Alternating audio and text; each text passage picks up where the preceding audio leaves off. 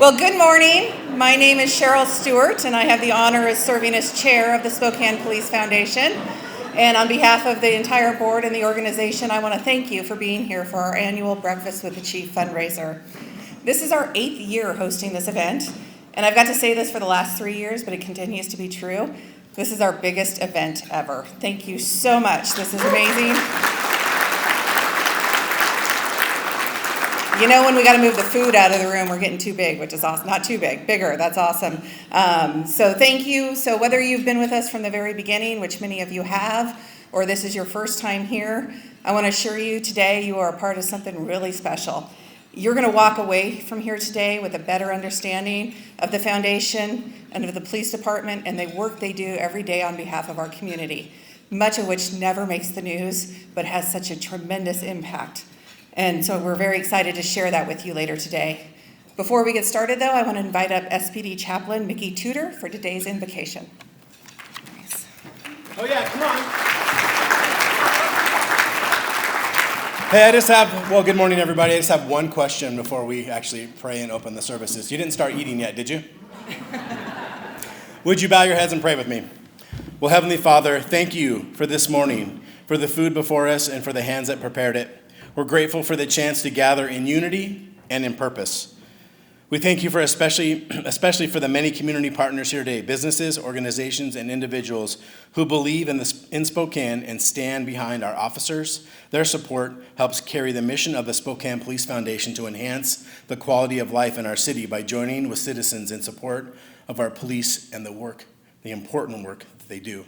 We pray your blessing on each partner represented here. May their generosity continue to bring real impact through stronger connections, safer neighborhoods, and deeper trust between law enforcement and the people that they serve. Give our officers wisdom, courage, and protection as they go out each day, and may we, as a community, always stand together for what is right. Amen. Thank you, Mickey. So I want to take a moment first to thank all of our sponsors for today's event. Again, a record number of sponsors this year. Some have been with us the entire time, and some are new this year. So first, our chief level sponsors, Les Schwab Tires, the Stone Group, and Jacqueline Maycumber. Thank you.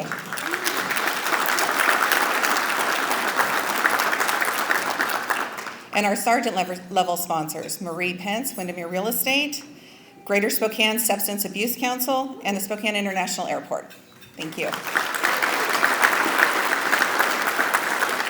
And then to all of our corporal and patrol level sponsors that are listed on the screen and in your programs. Again, we could not do this without you. They really make today possible and all the programs you will see today. Now I want to take a minute and tell you a little bit more about the foundation and who we are, what we do, and most importantly, why we do it. But rather than me talking through all of it, we put together a short video that captures the heart of our mission and shows you the real impact your support makes. So let's roll the video here.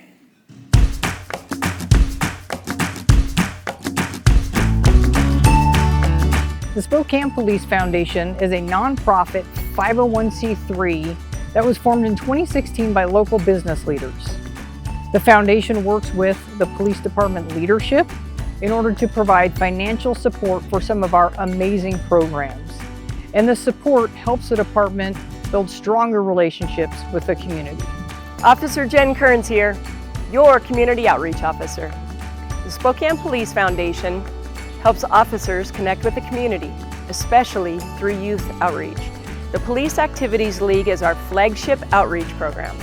Every summer, hundreds of kids get to know officers in a fun, safe setting. You're welcome. Did you have fun so far? Yeah. Yep. PAL, or Police Activities League, is our summer league that goes for 5 weeks in 3 different parks. Police officers have the chance to connect with youth in our community through games and positive reinforcement. Our core values include respect, honesty, sportsmanship, integrity, and leadership. We partner with Thrive International to provide a soccer camp for refugee youth. Coaching allows us to build relationships with new members of the community. It also allows us the opportunity to provide mentoring. The foundation has received grants from partners like Spokane Parks Foundation, Walmart, Target, Numerica, and the Ella Fitzgerald Charitable Foundation. And as a board liaison, I've witnessed the impact that these grants have. They help us as a police department help the community.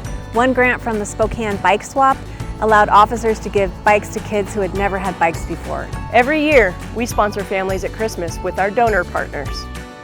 We work with school counselors and our patrol officers to identify families that are in need. With help from Les Schwab, Teen and Kid Closet, and the Salvation Army, we are able to provide gifts for each family member: clothing, household items, and food. The Spokane Police Foundation Board of Directors is made up of community members that are committed to supporting the Spokane Police Department and its officers. Whether it's sponsoring training for an officer or an appreciation event for volunteers, it's so important to show our support. The foundation is also proud to sponsor the Crisis Assistance Program that provides officers with funds 24/7, 365 to assist people who are in crisis and have an immediate need. The Crisis Assistance Program, obviously, a lot of times law enforcement, I don't care why in your interview to become a cop, why you said you wanted to be a cop, but at some point in time you want to help people, bottom line. And law enforcement sees people sometimes at their worst. We see people who are in need of things that we wish we had an opportunity to help them. That's what this program affords us. To give you an example, one of our detectives came to me with the idea, 100% his idea, and I'm super glad he did. And that's the other thing. This program empowers officers to recognize people in crisis that need assistance, and then with a little bit of oversight, so all it takes is a supervisor approval. In this particular case, the detective had a missing juvenile female from the west side of the state who was embroiled in a sex trafficking investigation and needed to get back home to parents. And this program allowed that plane ticket to be purchased, her to get home, confirmation that she arrived there with parents and is now in a safe location. Coming across somebody that's in crisis and needs some financial assistance, when that's recognized, it needs to be immediately available. This program affords that. It makes debit cards available immediately, the oversight being approval from the supervisor, and then that is it. The reason is relayed by the officer seeing it, so it doesn't take several phone calls, and then along the way it's kind of lost in translation, the importance of the crisis assistance being afforded to that particular person. It's immediate, it's invaluable that way.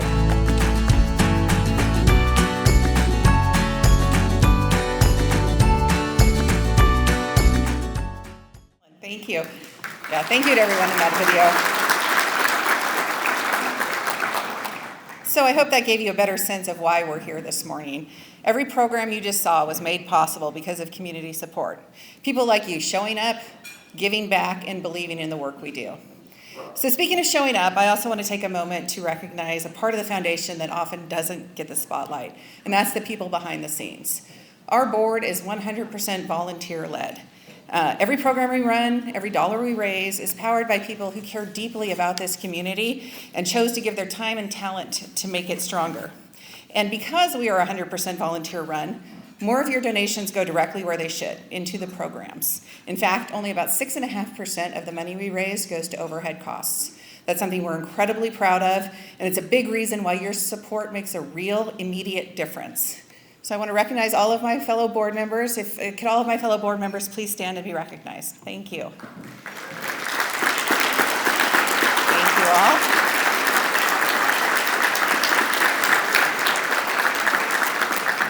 Thank you all so much. I've been with the foundation since the beginning, and I can tell you this board is amazing. The work they put in this year and the support they have for this organization is really second to none, and I cannot be more thankful for everything you do. Another group I really want to take a moment to recognize is the amazing volunteers that help make our programs possible. From wrapping and delivering Christmas presents to playing soccer with kids at PAL in the summer, the department's community outreach programs are fueled by countless volunteer hours throughout the year. Please join me in thanking all of these individuals who volunteer throughout the year.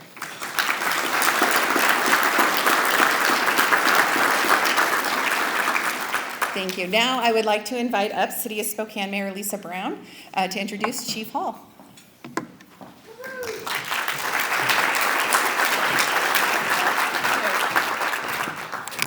It's an honor and a pleasure to make this introduction, but before I do that, I just want to start with adding my personal thanks to all the sponsors of the event, to the board of the foundation, to the volunteers.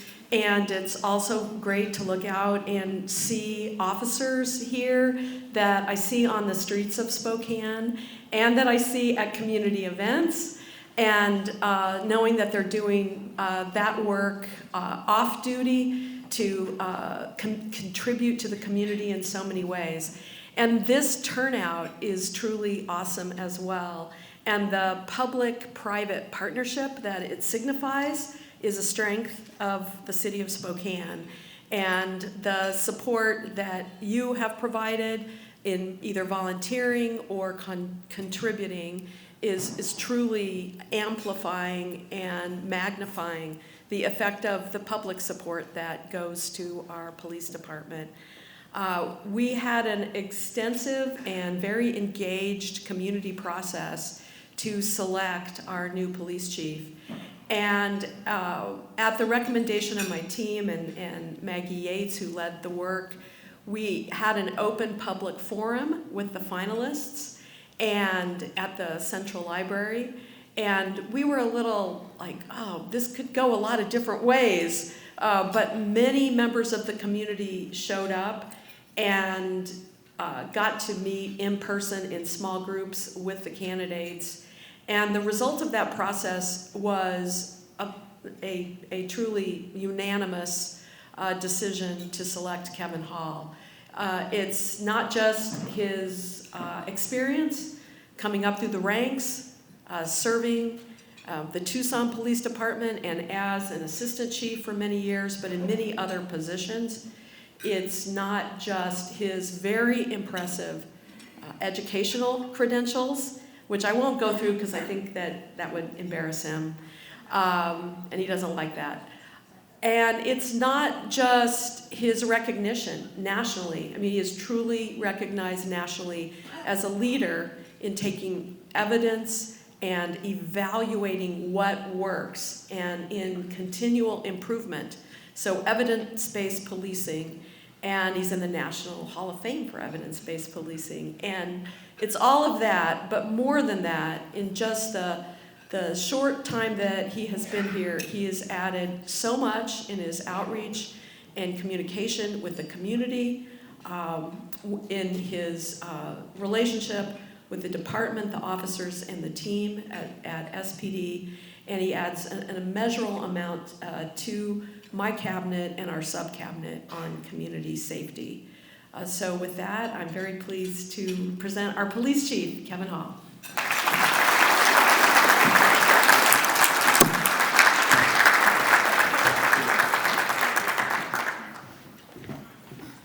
Good morning, everybody.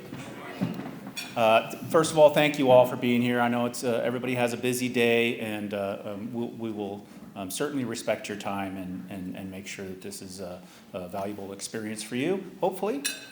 This is my first breakfast with the chief, and I wasn't quite sure what to expect, but once again, my staff stepped up and did the stellar job that they always do. So special thanks to Jackie McConnell, Kathy Armstrong, Angie Napolitano, and everybody else who had a hand in this, including the board members of the foundation. So thank you all very much.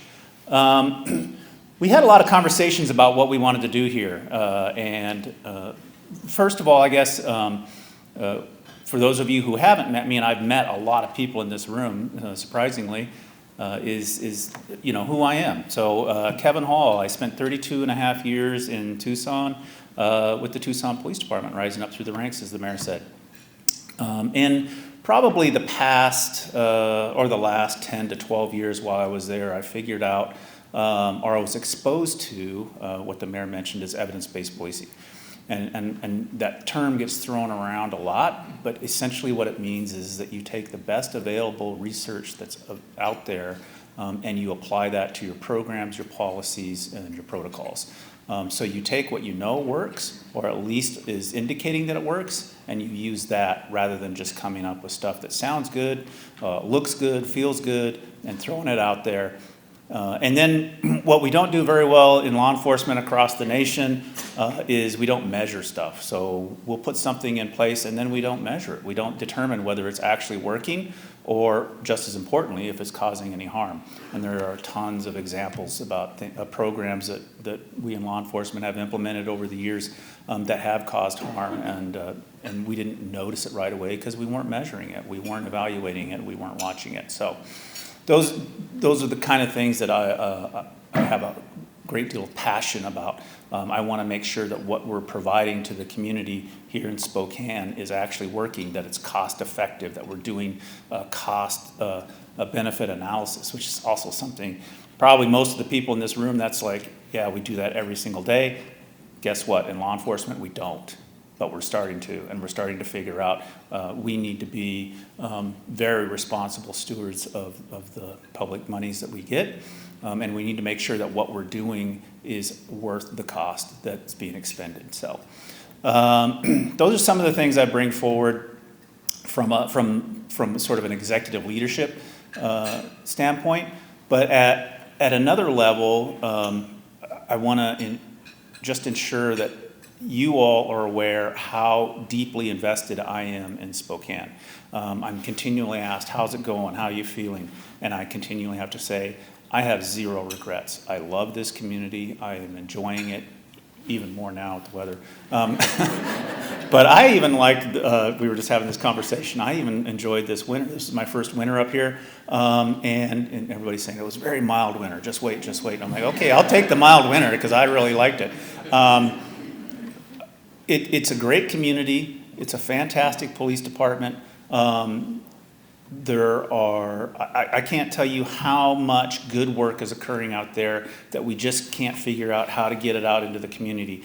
I'm constantly looking at body-worn camera footage, reading reports, talking to officers, and I'm like, that is just stellar work. There are things that are happening out there that me and my team need to figure out how to get that out so that you see the quality of law enforcement that you have in this community. And I'm telling you, it's stellar. It's fantastic. There is so much good work going on out there. So I no regrets coming here. Absolutely invested in this community, absolutely invested in this police department.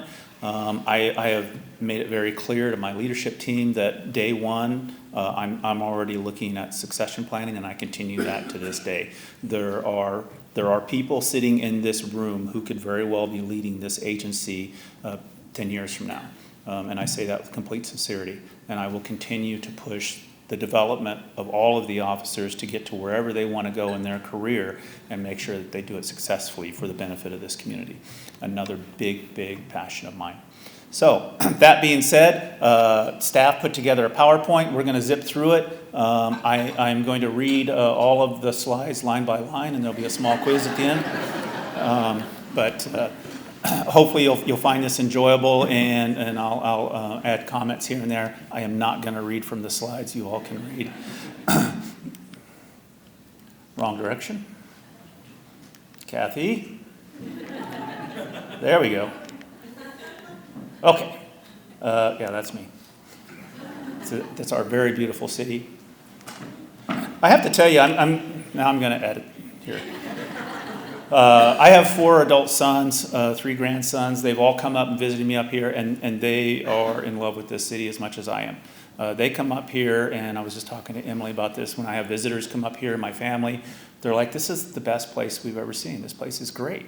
And I think sometimes, when you live somewhere for a long time, you get to see all the blemishes and the not so great things. But when people come up here for the very first time, they love this city, and they love what's happening downtown, and they love what's happening throughout the entire city. So just something to keep perspective.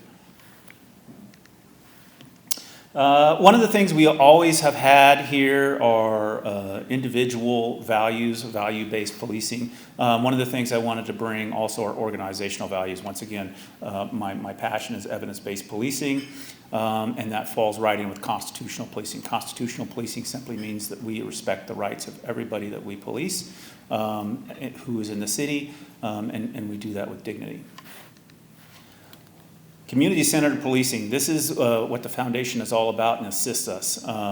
Community-centered policing is a philosophy, and it's a strategy, and it should be woven into every policy and program that we develop. How does this impact the community? How are we investing in our community? How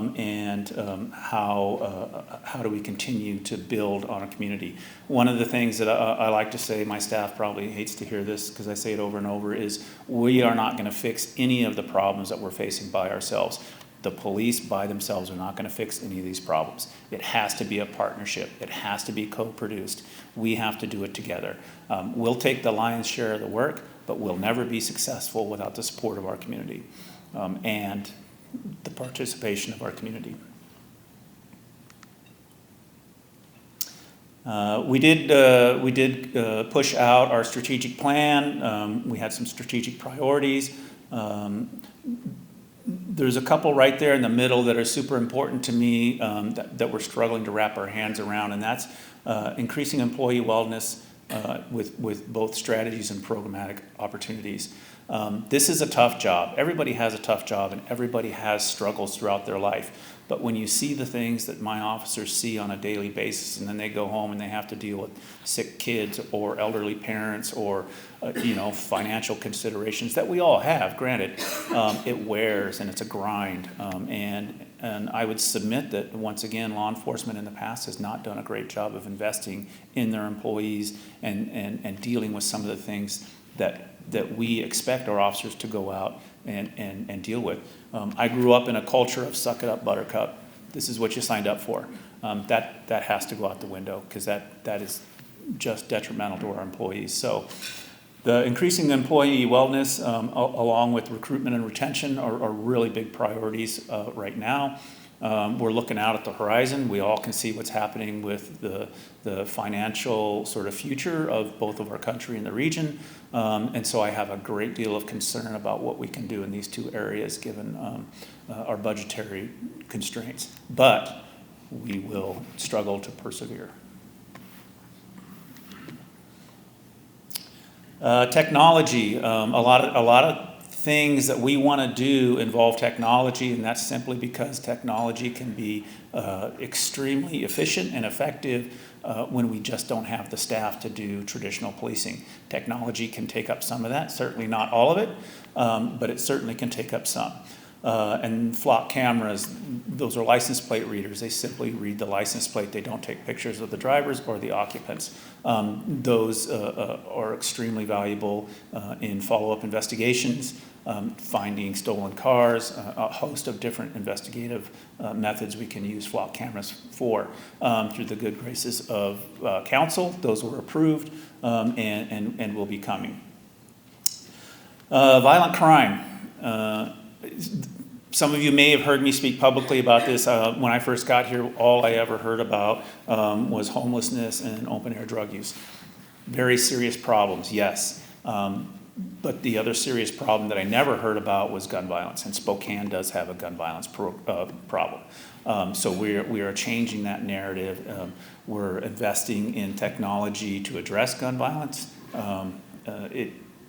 To the tune of a pretty expensive price tag, but it's going to be worth it, because reducing gun violence is saving lives. It's just that simple, and it's saving young lives. Gun violence disproportionately affects young people, particularly young men.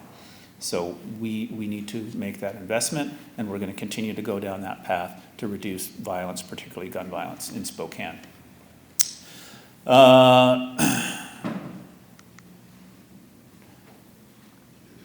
This is kind of what it looks like.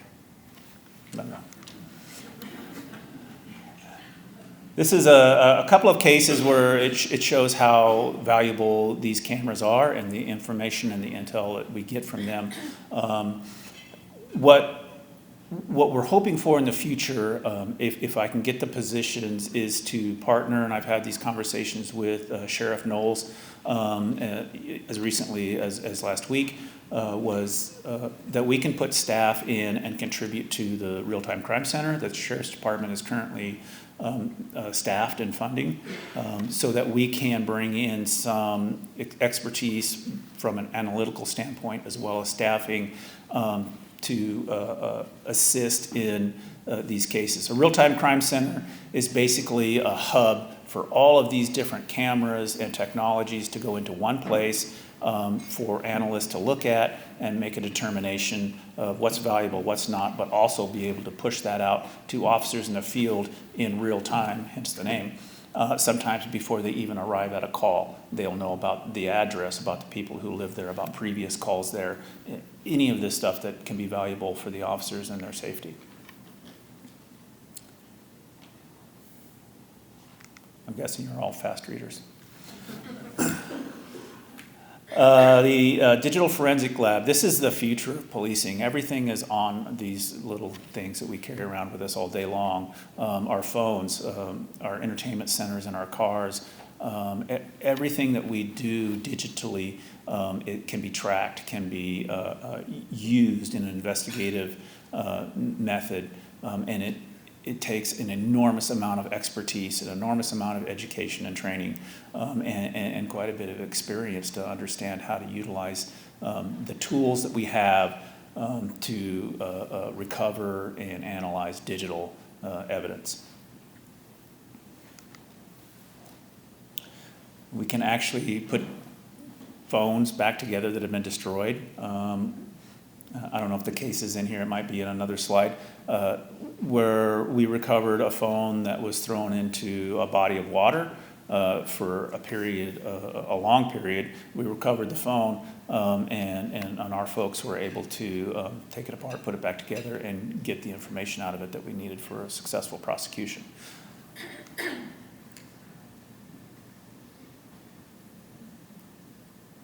This phone was shot. They were able to put it back together and get the information and the intelligence they needed out of the phone.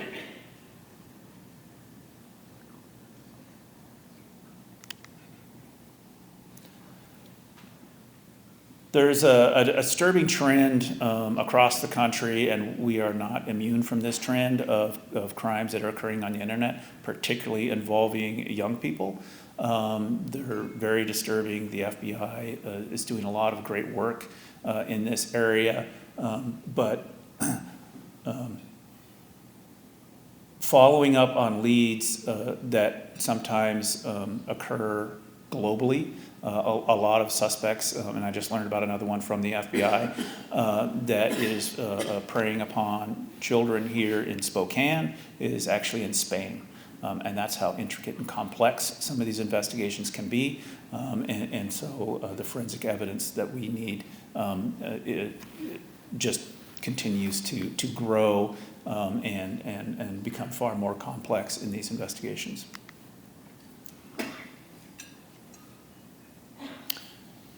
All of this takes staff.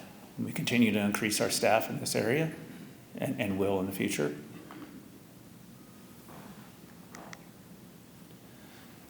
Building trust with the community, that's what we're all about. That's what we need to do. Our legitimacy, how we police, comes from the community.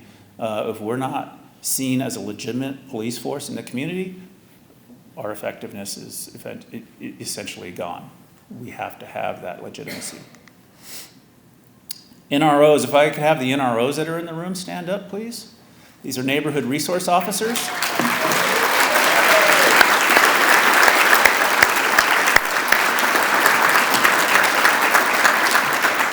Thank you. I didn't know about NROs before I came here, but I certainly learned about them when I got here because they had sort of gone away. And thanks to the 1/10 sales tax that all of you passed, we were able to bring the NROs back. These are the first 3 that you just saw. We're bringing back more as we're able to staff up. But the neighborhood resource officers essentially are our connection at the precinct level, each geographic area in the city with that particular community.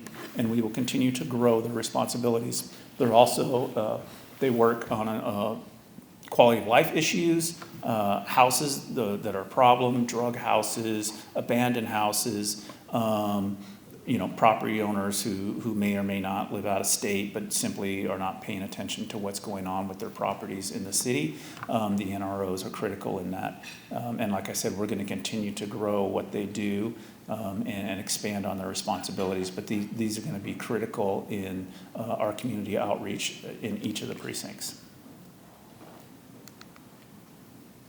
The Officer Ambassador Program, so this is another excellent idea that staff came up with, and that's to designate specific officers to act as ambassadors or liaisons with different populations within the city. I mean, I'm not telling anybody anything they don't already know here, but when we talk about community, we think of this homogenic, large community, but it's actually small communities that make up our larger community, and some of those smaller communities need more attention and positive reinforcement from our folks than others, and so we have ambassadors to indigenous populations, refugees, veterans, youth communities, a whole host of different communities. Once again, we hope to grow that and move forward to build that trust and that legitimacy that is key to our community outreach. This is something I'm super excited about, our dialogue policing team. This is a part of our TAC team that is responsible for civil disturbance and demonstrations, First Amendment gatherings. But what's different about the dialogue team, and this was sort of co-opted from what's occurring in Europe, is they go out and they engage the crowds, they embed themselves in the crowds, and they simply talk. And they build relationships with the organizers, with all the different folks in the different crowds, to let them know that we're there to protect their rights, to make sure they're safe, and to make sure that what they're doing is safe. This has shown enormous effectiveness overseas. Like I said, this started in Sweden and the UK with the soccer riots, and we just brought it over here. I started this in Tucson in 2017. When I got here, there was already discussions being had by staff here about bringing this. We sent a team to Columbus, Ohio, who are kind of spearheading this effort in the United States to be trained, brought them back, and now we're just going to continue to grow this. And I believe that it will be just as successful here as it has been in other parts of the country and across the world.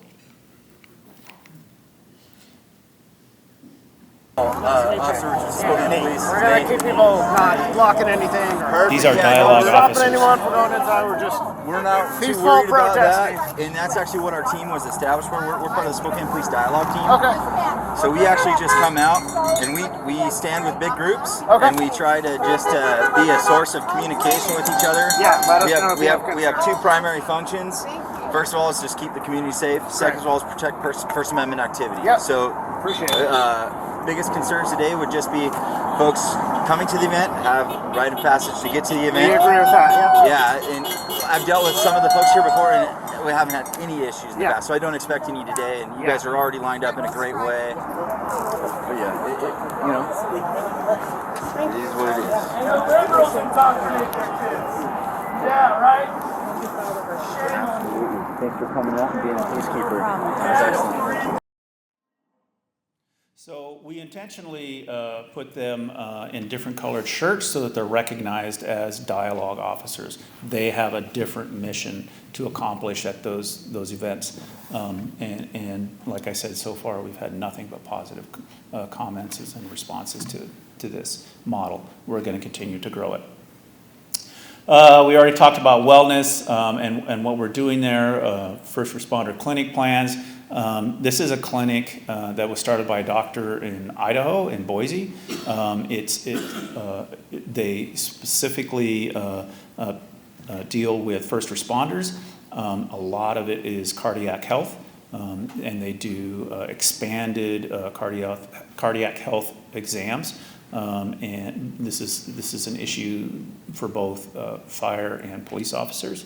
And so we're looking to expand our partnership with that clinic. They have opened a clinic here in Spokane. It is a little expensive and it's not covered by insurance, so we're looking for different funding streams to allow us to send our officers there.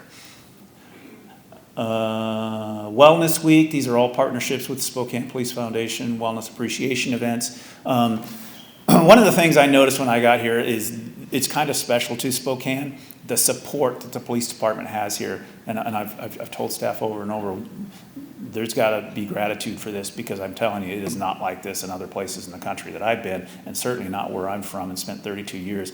The support and the appreciation that this community shows for their police department is special. It's unique, and it's not seen in other places, at least not in my experience.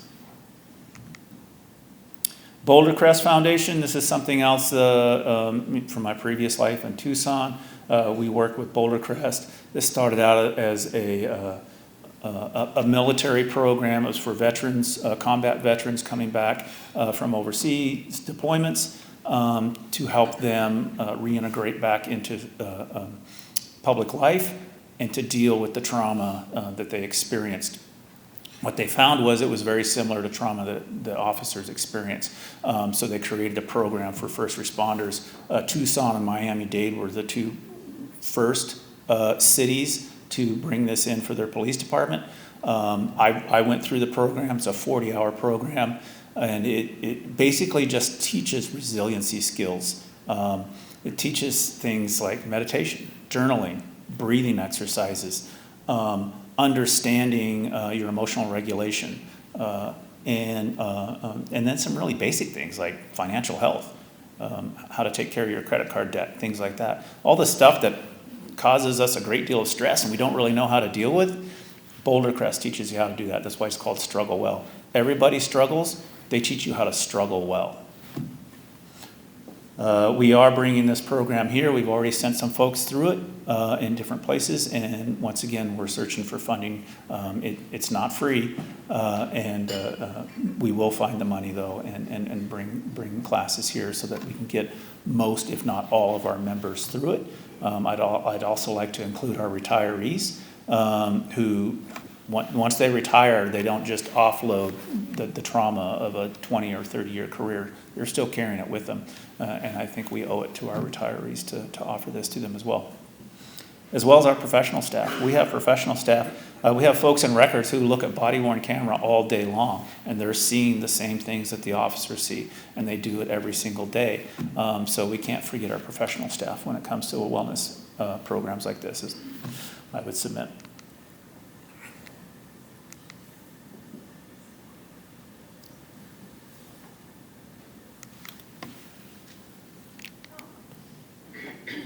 I'm trying.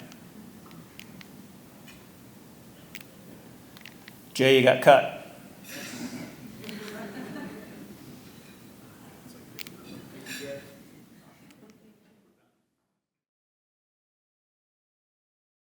Individuals often refer to post-traumatic stress in regards to first responders. Struggle Well shifts that and focuses to post-traumatic growth. We grow through our experiences. It makes us stronger, and we're able to help others. This year, we are excited about the opportunity to partner with Boulder Crest and the Warrior Path Foundation. We are rolling Struggle Well out to give our officers the tools and training so they can have a long and happy career. To date, nearly 10 of our officers have attended the Struggle Well program. All have walked away from the course with a new outlook on life, a new sense of purpose, optimism, and practicing daily gratitude. This training will equip all of our officers with the tools to thrive in the aftermath of trauma.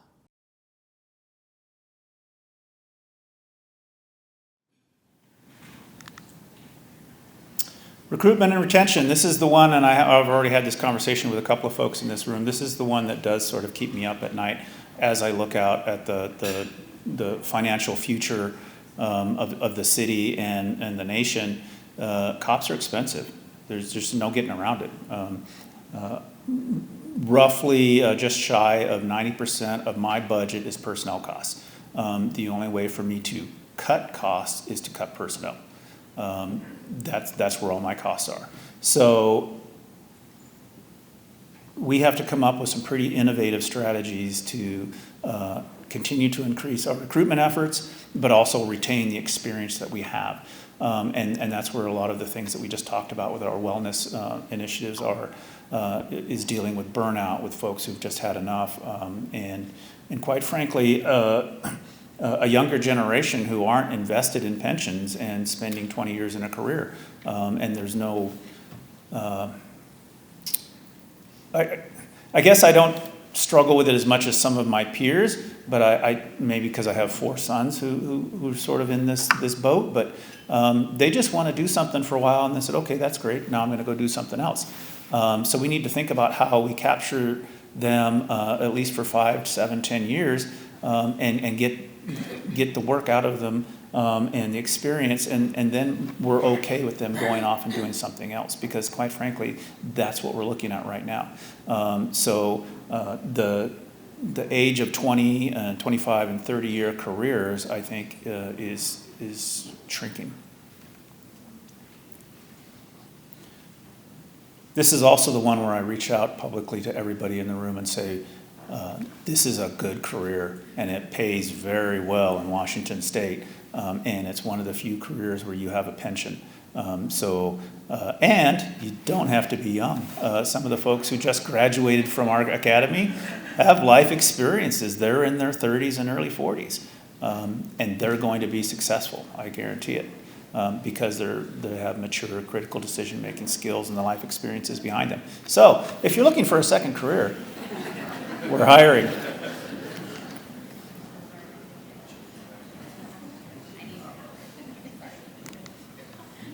So that's it for the presentation. Thank you for your patience and time, and thank you for staff for putting together this presentation. I really appreciate it.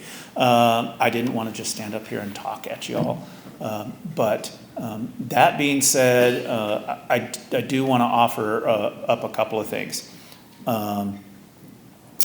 I am just an absolute introvert. So these kinds of things are a real struggle for me. This is me being vulnerable. So I deeply appreciate you coming out for supporting the foundation and all of the good work they do, because quite frankly, what the foundation supports is community, and the officers who are allowed to do all of the different projects that we do with the foundation funds. So very much appreciate it, very much appreciate your support and for being here. I am, if nothing else, very accessible. I have my cell phone number on my business cards. My staff thought I was crazy when I did that when I got here. I still don't regret it. I don't get midnight calls or calls on the weekends, rarely. But I feel like I need to have that accessibility to everybody in the community, because I am the face of the police department. Once again, I'm easy to get a hold of. Angie knows that. I didn't bring enough cards for everybody, but I certainly will always entertain meeting with you one-on-one. I'm a sucker for coffee. Or lunch, anything anybody in this room wants to talk about, I'm willing to talk about. And there are several in here who have already taken me up on that offer. So with that, I am done.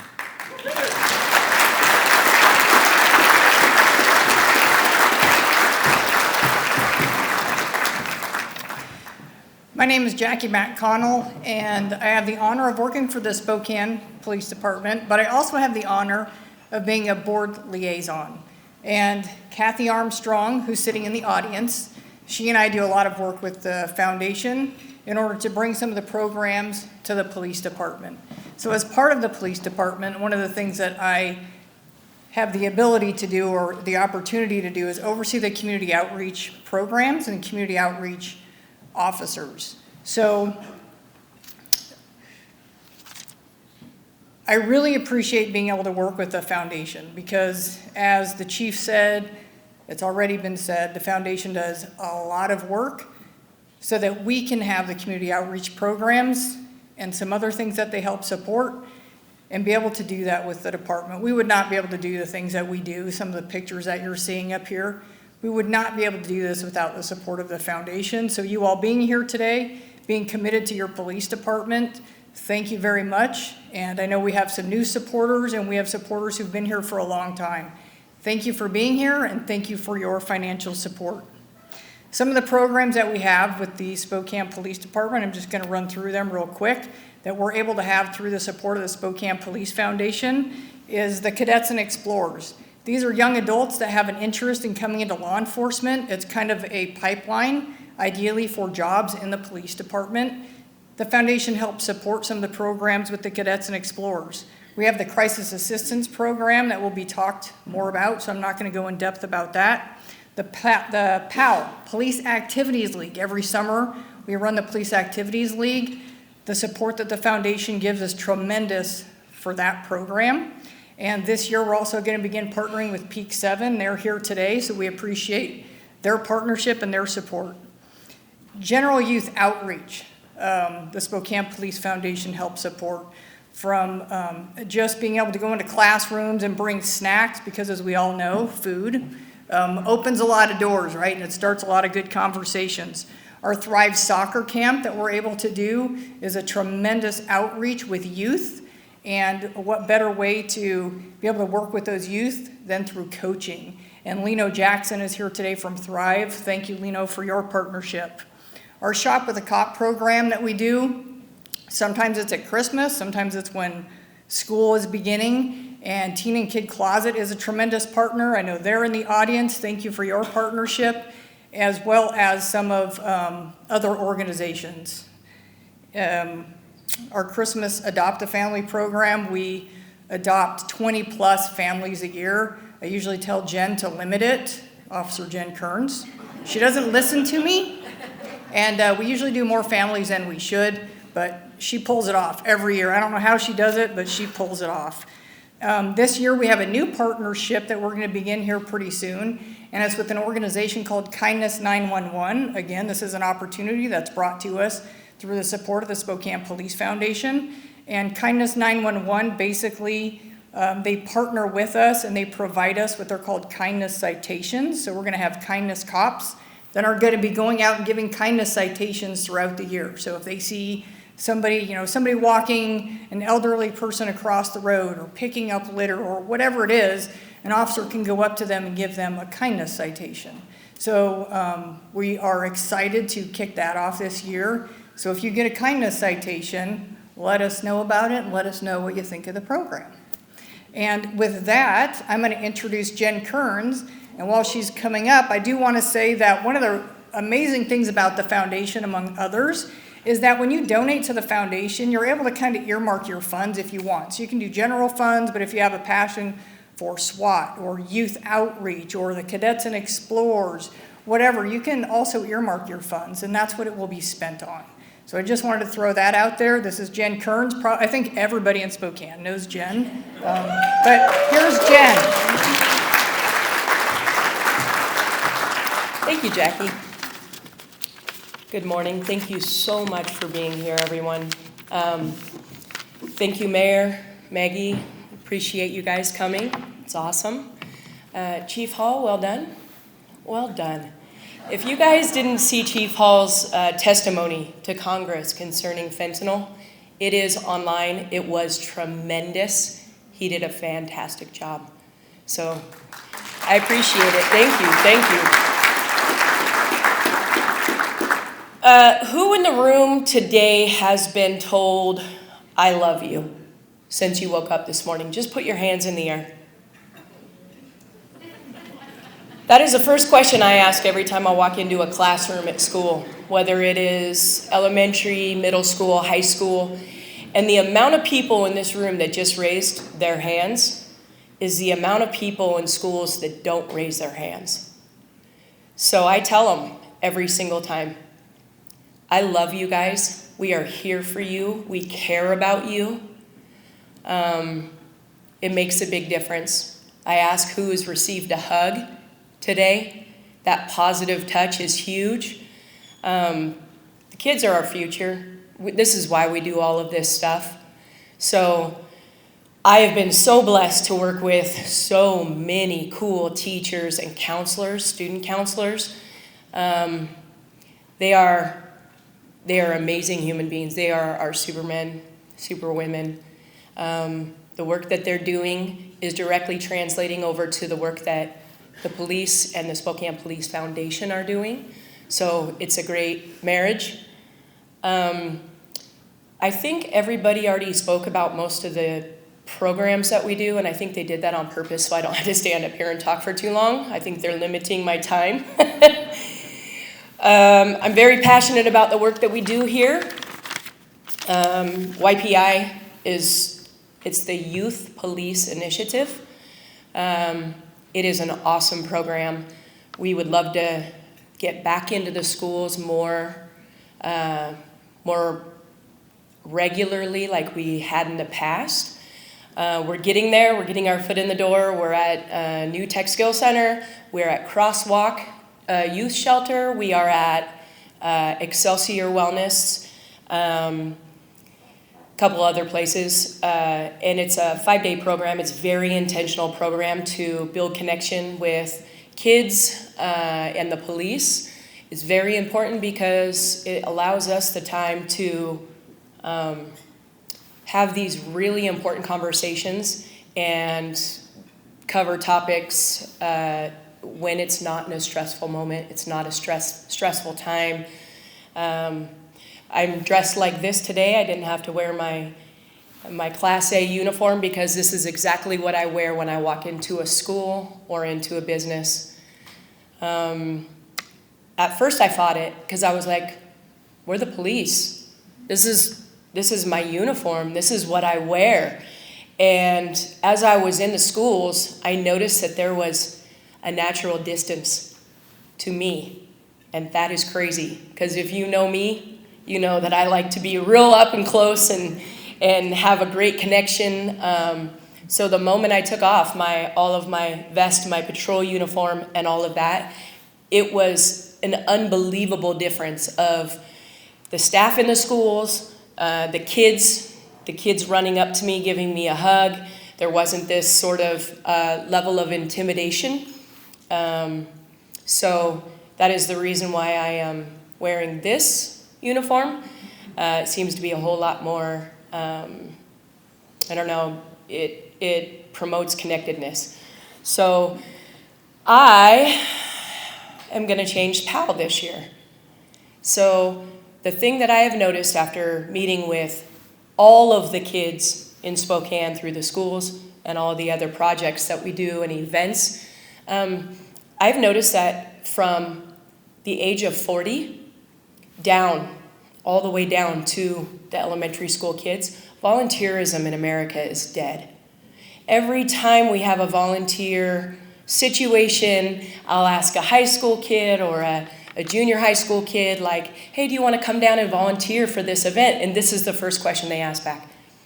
What do I get? What are you going to give me? And I answer every time, a whole lot of joy. I'm going to give you a big pat on the back and a whole lot of joy. So with PAL, it's always been in the parks the last at 3 different parks the last 14 years or 15 years. This year, I've decided that we are going to do the first week of PAL, we're going to go up and go bowling because it's something that a lot of the underprivileged kids don't get a chance to ever do. And the Lilac Lanes donated 2 full days on the first week of PAL to just give to the kids and open up their bowling center, which is super cool. It also helps us with the heat because the summers are pretty hot for the kids in the middle of the day, and get out of the smoke with the fires that are happening every summer. The second week, we're going to do a graffiti cover-up. We're going to bring the kids out, block off some areas, make it safe, and give them a sense of purpose, give them a sense of gratification of beautifying the city. They're going to be able to paint whatever they want first, and then paint their name, and then roll over the graffiti. And then they can drive by with their parents and be like, look, I painted that wall, and start to cultivate this idea of volunteerism and giving back to the community. And then another one of our weeks of PAL, we will be working together with the YMCA and possibly, I'm hoping, Second Harvest. And we are going to have all of the kids, and we normally get 100 kids a day at PAL. That's standard. We're going to go down and put together care packages. Care packages for the homeless, care packages for people that need food.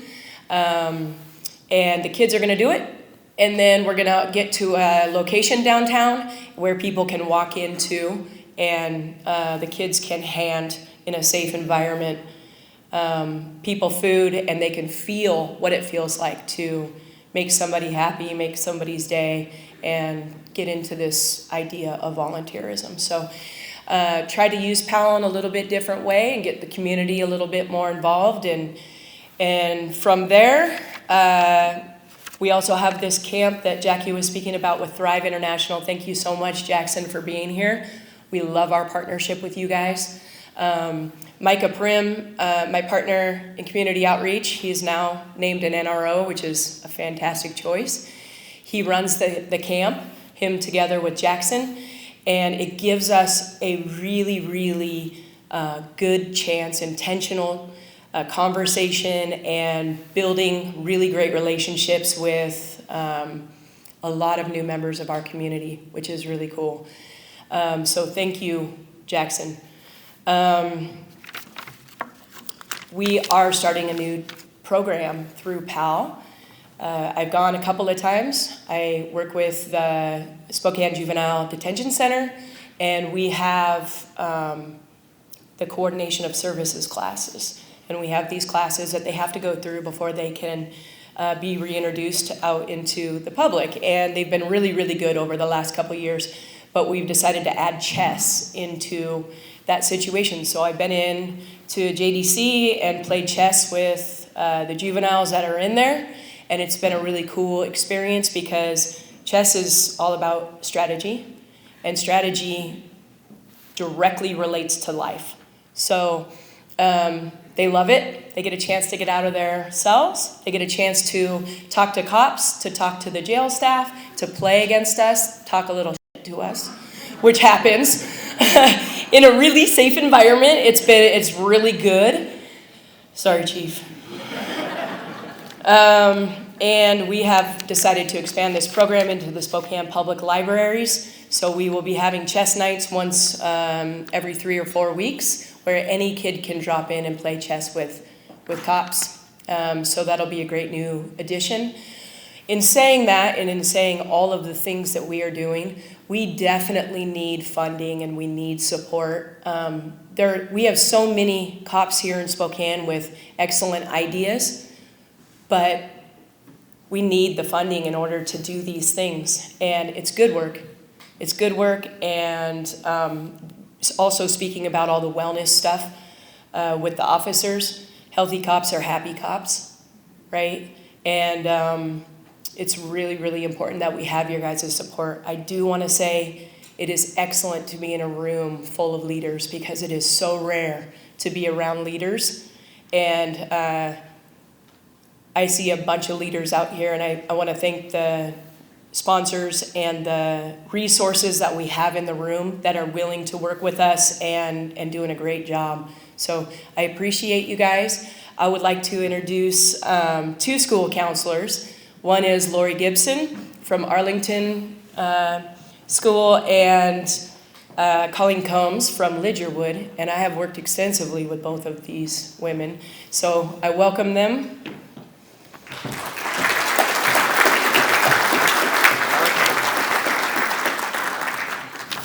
Okay, we just have to say we love CopGen. We love CopGen. I'm Lori Gibson, and this is Colleen Combs.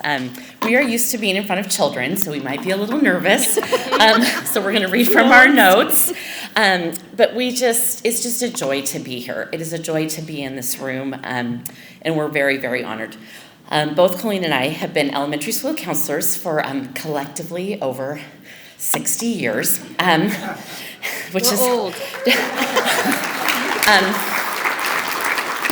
And in that time, we have loved our partnerships, and we especially really, really appreciate, and we feel so lucky to have CopGen, as we call her, as our friend and our partner in supporting our students and our families. We also want to express our deep gratitude to all of you for your commitment to the young people of our city.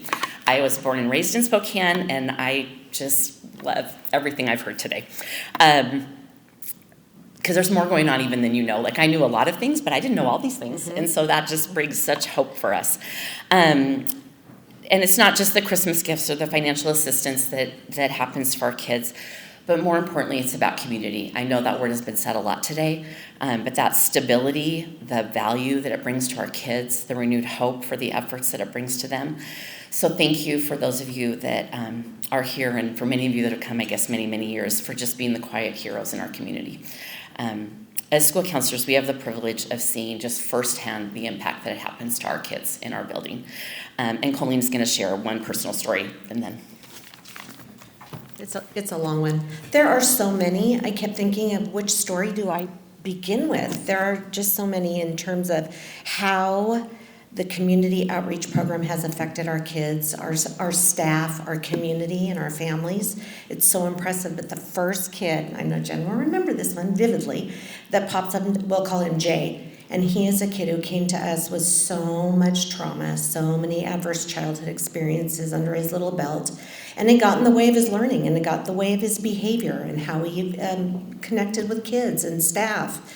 And it was so concerning and worrisome. And I had worked so hard to work with the family and the grandma that had custody of him at the time. And it was time to talk about Christmas time and the holidays coming. And sweet Jen called me and said, Colleen, we can support some kids, some families, adoptive families through the community outreach program. And I was, yes. So of course, he was on the top of my list. But she came, as she does, in person and delivered the wish list and went through it with me. And she and I are walking out of my office, and I tear up. We walked down the hall, and this little boy jumped up out of the little chair he was sitting in working with a small intervention group because he recognized her. And he ran to her and he just leapt and jumped on her. I know you. I remember you. You played football with me in Hilliard at community days. And they hugged and they chatted. It was so beautiful and so impactful. And then he asked her, I heard him say, I kind of backed up and let them have a moment. And I backed up and I heard him say, will you come back? Will you come see me? And by golly, did she. She brought with her partner. She brought a team. She came in. They took him to lunch. They played football. She came back. She visited with him out on the playground. She shot hoops with him. It was so impactful for a boy who was so sad and so defeated and didn't trust anyone. For that to happen for him was unbelievable. So then the holidays came, supported him at the holidays, and that was incredible. He had a grandma that was doing the best she could. She turned to me a couple weeks after Christmas and she says, I've never had anybody be that kind to me. I didn't even know what to do with that. It was so amazing. And then they came back. I have to tell this too. They came back and they did. We had a particularly difficult, challenging group of kids that were very unkind to each other in 4th and 5th grade. And they came back and did a bullying and harassment presentation for my 4th and 5th graders. That was a video or one of the shots was my building, and what they did there was incredible. Because I can get up there and talk about it all day long, but when Cop Jennifer and her team gets up there and talks about it, wow. I had 2 kids afterward came up to me and said, we want to be cops when we grow up. I was like, yes, you do. Thank you. So it's just so incredibly impactful, the work they do, and we couldn't do it. We worked so hard to connect with families and to offer supports, but we could not do this work without community outreach. And Jen, bless you. Thank you for everything. So,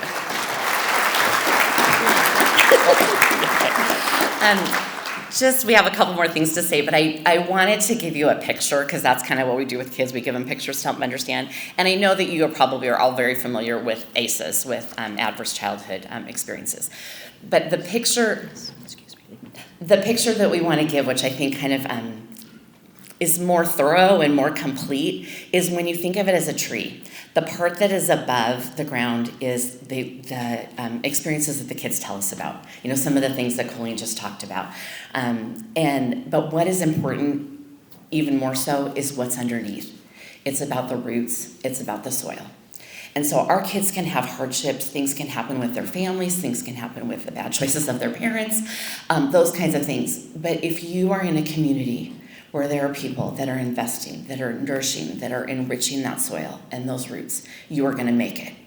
And so that is the picture that we want to bring to you, because we are doing that daily thing, but as a community, when we can do the whole soil and the root thing, that's when our kids are going to thrive, and that's when they're going to be able to overcome those stats, and they're going to have a different trajectory. So that's kind of our thing at the end of this. So did you have more? Do you want to do another story? Oh, I have one more. Okay, she has one more story. Like I said, I have so many, but this one, again, was just absolutely unbelievable. This little boy came to me in 4th grade from an outlying community, and he came and there had been so many things happened in his family. Lost a sibling to suicide, lost a sibling to the legal system, to CPS. There was all kinds of law enforcement involvement with the family, a lot of negativity wrapped around those thoughts and feelings. And he too was lost and sad and felt so angry and hopeless. And he looked at me the first meeting and said, "I will never tell you what happens in my family. I'll never talk to you about this." So I worked so hard to establish time with him and his family and get things connected, but I had to have a lot of hard conversations. We connected him with Jen when she called me and told me again that we had families that could use help at the holiday time and the adoptive family for Christmas. And I thought, this will be perfect. This will help support the work that I'm doing in the schools so that kids can come to school and feel safe and be able to learn and do their jobs. So we got them. This is a mom. Oh, Jen. This is a mom who looked at me and said, "I've never had a real bed before. And I've never had somebody who really cares about us." They brought, Miss Combs, they brought this truck full of furniture. Jen even stopped by my school to get some furniture that a teacher had donated, and she took it all. She and her team took it all to this family. And it moved mountains, because then I was able to have a hard conversation with this mom about keeping her son safe and doing the right things. So again, that support, that community effort to be able to help these families and kids could not happen without community outreach programs and people like Jen and her team.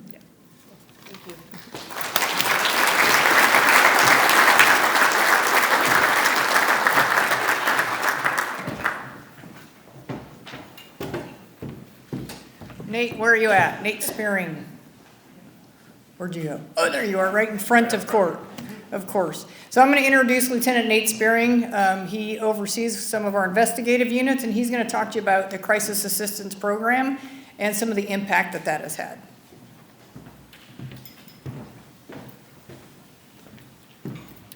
I'm the guy at the end of the video that took my own talking points, so this might be kind of short.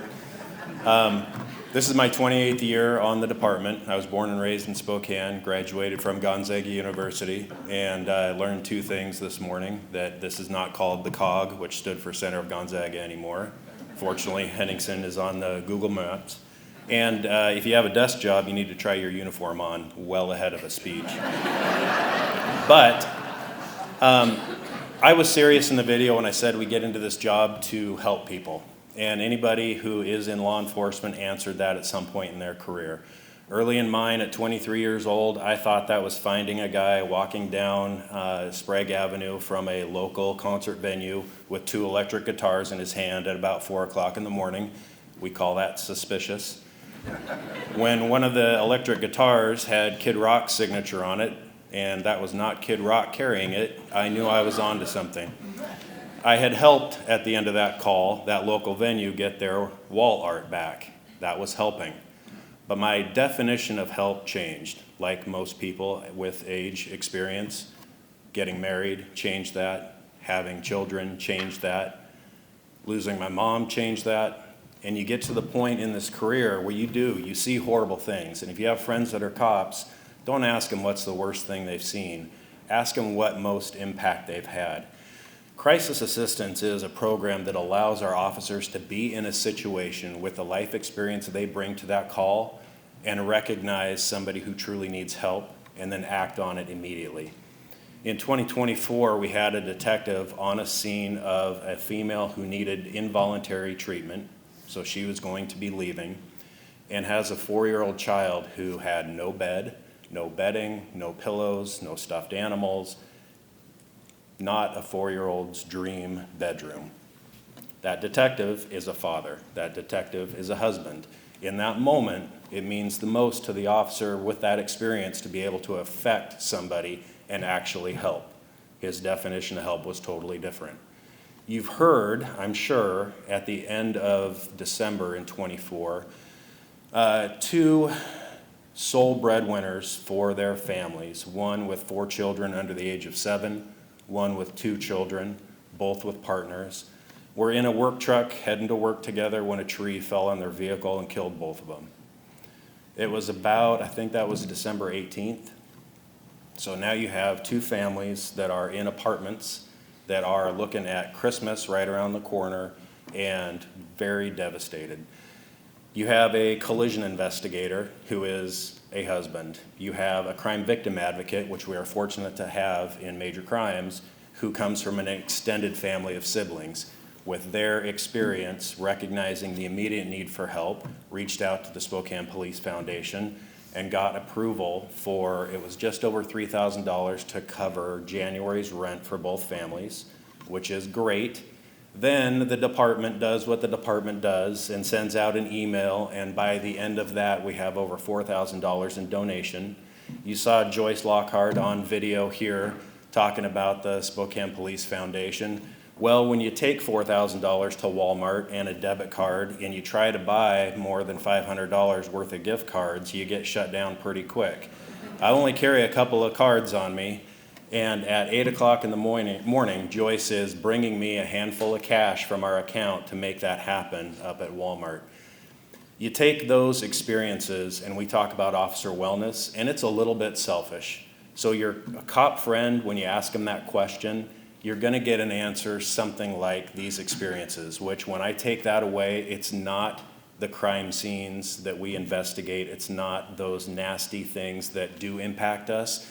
But the one that lasts forever is that moment when you walk through the door and you have a family who, yes, they have gifts, yes, they have gift cards, but now they don't have to spend January's rent, and it's hugs. And you don't see that on the news, and that's intentional. That's a moment that is shared, and I'll tell you, cops take that with them for the rest of their career. So thank you very much.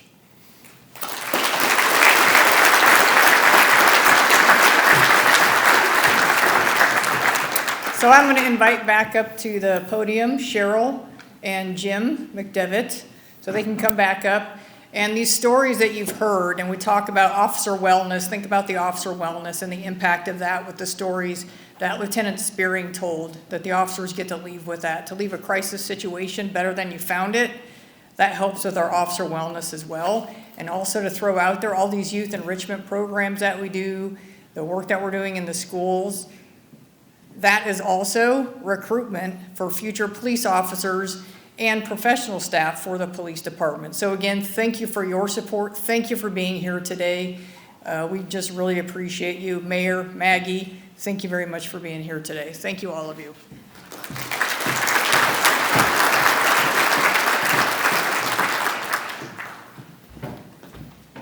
All right. Well, a huge thank you to all of our speakers for telling their stories. They just made our job a little easier, didn't they? All right. So. Okay. Jim, go ahead. First thing I want to do, one of the things we did as a police foundation is there were 2 officers that we wanted to send to the Northwest Gang Investigators Association, NWGIA, for those of us who like the acronyms. So I'd like to recognize those 2 officers right now and have them stand. We did this with Spokane Police Foundation funds because the city, I think, had already overspent its budget on that. So Corey Miller and Justin Druitt, if you're here, would you please stand?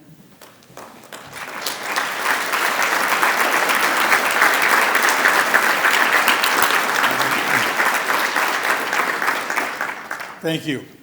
2 other people that I would like to recognize that are, I think, vital to the program and the glue that really makes the board, keeps us on time, keeps us reminders, sends us those doggone things that your phone rings and tells you you're late for a meeting or whatever, is Kathy Armstrong and Jackie McConnell. Would you 2 stand up, please?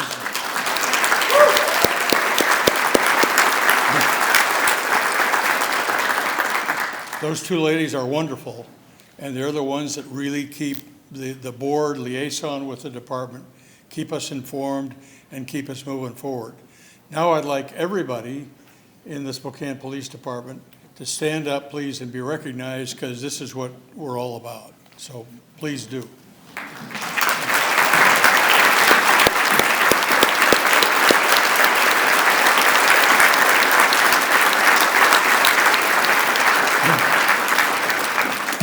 Thanks for being here, and thanks for what you do for the community and what you do every day.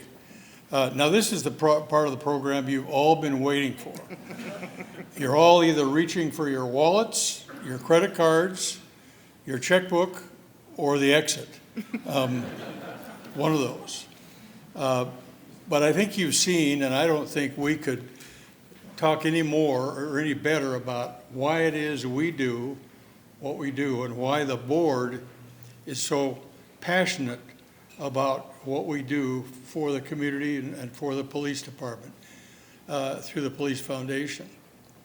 One of the things I learned in 9 years as United States Attorney, here U.S. Attorney, and 12 years on the Governor's Parole Board, is that crime starts typically either middle school or high school, or even at an earlier age. I mean, that's where, either because of a breakdown of the family or because of associations, low-level drug use, gang activity, and this sort of thing. That's why it's so important, in my view and in our view, the board's view, that we move as far upstream as we can. Once we get an individual gets into the criminal justice system, it's expensive to them, it's expensive to the community, and it's too late. So that's why the further upstream we can move, and that's why the stories that were told up here, that's why the connection with the police, and let young people know that the police are there to assist the family, to assist the schools, and to help young people make good decisions. Stay away from drugs, stay away from gang activity, and get involved in healthy activities like PAL and the other programs. That's why what we do is so important. And that's why your contributions and those of the sponsors are so important. So my partner is going to tell me, or tell you all. Sorry, gotta get through my PowerPoint again. Should have created two. Okay. So yes, thank you. Thanks, Jim. So before we actually ask for money, again, none of this happens without you. Someone asked me this morning about the foundation and why we started, and it was started because there was such a desire for the community to be able to support the department. People always ask me what's the general feel about law enforcement, and I will always say the majority of people support law enforcement. They're just not as loud as those who don't. So the majority of the community wants to help the department, and this is your avenue for how to do it, is through the foundation. So no matter what amount you're able to give today, we do ask that you give $10, $1,000. It's all going to make an impact. We're going to go through some of the things that we do pay for and what those dollars go to spend. But just know you're a part of it. You're helping, and any amount will make a difference. So as we said, $5,000, that gets all the kids who go to PAL a t-shirt for the year. That's a great investment. Those kids wear those shirts with pride throughout the year. $2,000 will sponsor a week of PAL. The Adopt a Family program, as she said, $1,000 will adopt 2 families. $100 provides one of them dinner. So those amounts are really helpful. I put the little note on the side. That was cute. We got that one this year. And some of the little things that we do, the Thrive Soccer Camp, sending an officer to training, Officer Wellness Week, that was a big one this year. We provided snacks and healthy options for them in the break room. Several of our board members went and visited with them during roll call. It was just really great to be able to give back directly to the officers as well, too. And the bottom one, the Take At-Risk Youth to Lunch, I think that one's completely underrated. As Jen said, there's one-on-one with a lot of these teenagers that sometimes if they could just go have lunch with an officer and have that conversation, it can change their lives. So that is an incredibly important one. That's a very low-cost investment, but something that the foundation helps fund. So with that, lots of ways to give. There's QR code, you can mail in a check, there's donation cards on your tables. You can leave it here, you can mail it in, you can drop it at the table out front. As a thank you, anyone who gives $50 or more, you can get a t-shirt. Just show them your donation and then you can get a t-shirt with the Spokane Police Foundation logo on it. Any last words? That's pretty much it. I think you can see why we're so passionate about what we do. We appreciate all of you being here. Spread the word, write a check, volunteer, help out. Thanks for being here and have a nice day. So in one last note, I encourage all of you, if you want to find a way to do a more lasting donation, do a long-term annual commitment or volunteer, find one of the board members. You saw them all listed earlier. They stood up. Please go find one of our board members and talk to them about how you could be more involved. So again, thank you all so much. Your support is so helpful, so appreciated, and I hope you all have a wonderful day. Thank you. Thank you.